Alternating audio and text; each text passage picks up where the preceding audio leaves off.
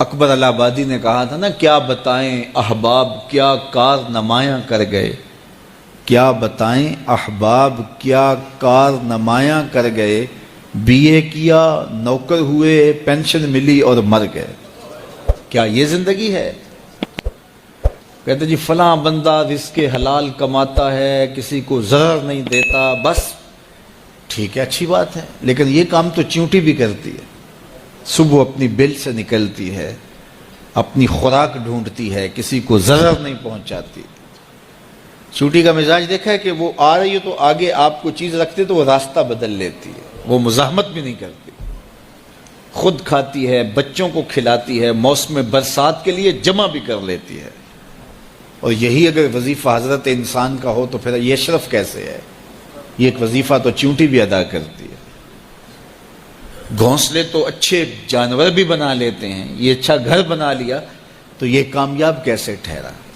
اس کی زندگی کا کوئی مقصد تھا، یہ اشرف المخلوقات ہے، فرشتوں کی پیشانیاں اس کے آگے یوں ہی نہیں جھکائی گئی، اس کو شعور و فہم سے یوں ہی نہیں نوازا گیا، اس کو امانت یوں ہی نہیں سونپی گئی۔ وہ امانت جس کو پہاڑوں پہ پیش کیا تو پہاڑوں نے کہا ہم نہیں اٹھا سکتے، چٹانوں پہ پیش کیا گیا انہوں نے کہا ہم نہیں اٹھا سکتی، آسمانوں پہ پیش کیا گیا آسمان کہتے ہمارے بس کا روگ نہیں، زمین نے کہا میری چھاتی تو بہت چوڑی ہے لیکن یہ بار امانت میں نہیں اٹھا سکتی، سمندروں نے کہا ہمارے بس کا روگ نہیں ہے، فحملها الانسان، انسان نے کہا یہ بار امانت میں اٹھاؤں گا، یہ بوجھ میں اٹھاؤں گا۔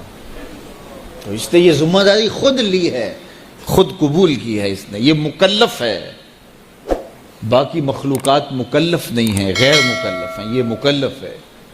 یہ اپنے مقصد کو سمجھے، زندگی کے اہداف طے کریں، زندگی کے مقاصد طے کریں، ساری زندگی اس کے گرد سفر کرنی چاہیے۔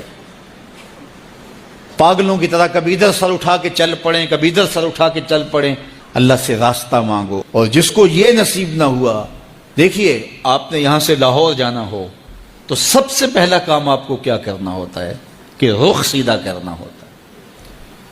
اگر آپ نے لاہور جانا ہے تو آپ کو یہاں جنوب کا رخ کرنا ہوگا، تو پھر آہستہ آہستہ بھی چلیں گے تو ایک دن پہنچ جائیں گے، پیدل بھی چل نکلیں گے پھر بھی پہنچ جائیں گے، سائیکل پہ جائیں گے پھر بھی پہنچ جائیں گے، موٹر سائیکل پہ جائیں گے پھر بھی پہنچ جائیں گے، گاڑی اور جہاز پہ جائیں گے پھر بھی پہنچ جائیں گے۔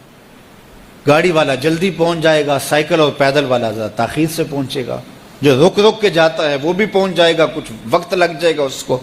جب منزل کا رخ سیدھا ہے تو چلنے والا سست بھی چلے تو ایک دن پہنچ جائے گا، اور اگر رخ سیدھا نہیں ہے، جانا لاہور تھا رخ ادھر کا ہو گیا، تو جتنا تیز چلے گا منزل سے اتنا ہی دور ہوتا چلا جائے گا۔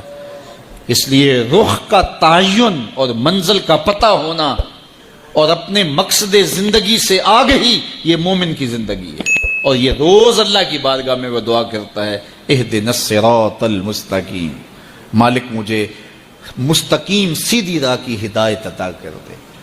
اور جس کے پاس یہ نہیں ہے اس کے لیے اضل سبیلا کا کہا گیا، وہ بھٹکا ہوا مسافر ہے۔ آہستہ چلو لیکن منزل کا تعین کر کے بڑھو، بڑھتے رہو، منزل تمہارا استقبال کرے گی۔ حضور نے فرمایا اللہ اس شخص کے چہرے کو تر و تازہ رکھے جس نے میرے سے کوئی حدیث سنی، پھر جیسے سنی اس کو ویسے آگے پہنچا دیا۔ اور میاں کوئی بہت زیادہ کھا لیتا ہوگا تو وہ کتنا کھا لیتا ہوگا؟ 1 کلو کھا لیتا ہوگا، 2 سیر کھا لیتا ہوگا، لیکن شیر پورے کا پورا جانور ہڑپ کر لیتا ہے، ہاتھی چھوٹا پورا درخت ہڑپ کر لیتا ہے، تو کھانے میں تو وہ پھر ہم سے کثرت رکھتے ہیں۔